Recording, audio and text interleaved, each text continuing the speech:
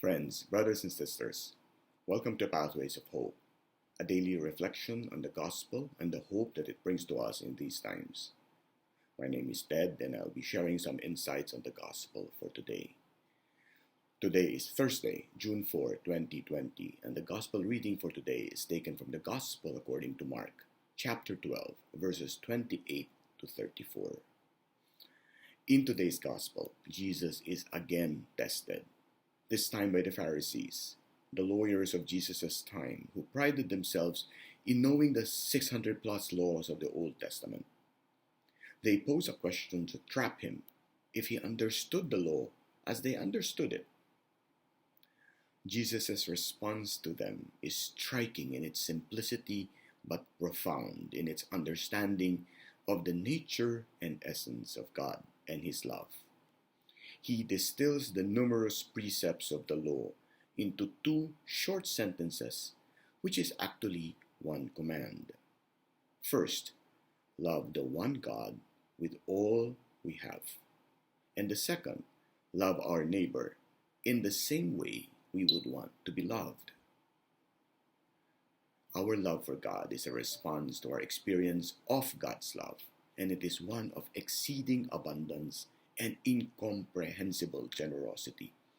We are able to love because He loved us first, and so we are encouraged to love Him as He loves us, with all of our heart, mind, soul, and strength. Our love for God comes first, but our love for our neighbor is firmly rooted in our love for God. The more we love God, the more we love those whom He loves.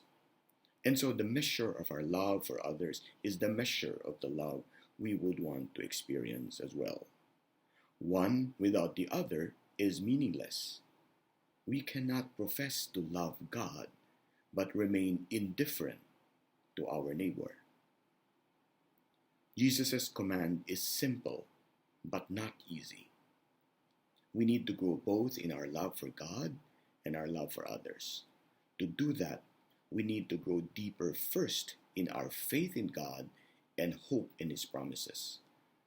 Like Mary, who chose the better part, we may need to spend more time in the presence of God, at the feet of our Master, in growing and grateful adoration, before rising, like Martha, to put our love for God into action through love for others. In today's very busy and noisy world, that is often the hardest thing to do. To spend quiet time every day in God's presence and simply ask, Lord, how can I show my love for you today? And then obey. I pray for the grace to love as God loves every day. I pray that you may be blessed in the same way. If you have been made more hopeful by this short commentary, please spread that hope by sharing this with your friends. Again, this has been Pathways of Hope. My name is Ted. Thank you for listening. God bless us all.